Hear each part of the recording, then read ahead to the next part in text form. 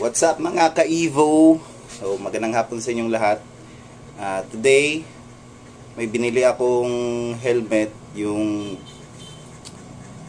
SVX version 2 na matte Sino Blue, yung orange.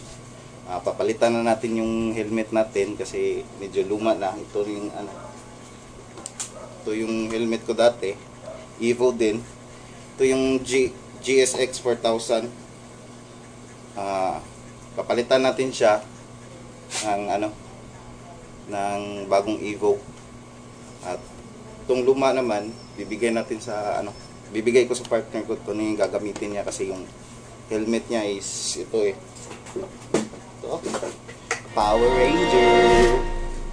So hindi pa dumating, nag-order ako sa sa Team Graffiti. So Team Graffiti baka naman. So yun guys, hinihintay natin para ma-unbox natin yung yung bagong Evo helmet at matry natin yung quality, yung fit niya kasi medium. Ito naman matagal din naman tong fit na fit din yung medium sa akin. Tapos hindi masakit sa ulo. Hindi mabigat. Tapos yung quality niya kasi ilang beses na din to marami ng gasgas. Hiniram sa akin kuya ko, tapos pagbalik puro nagasgas yung wala na yung mga niya, yung sa air hole wala na yung mga lock, yung ibang lock nawala. So papalitan na natin, pero ito gagamitin to ng partner ko. Ito na yung gagamitin niya kasi nga Power Ranger yung helmet niya So yun lang guys. Kung bago ka lang sa channel ko, please naman pakihit yung subscribe button at saka pakihit na rin yung notification bell para updated kayo sa mga next video ko.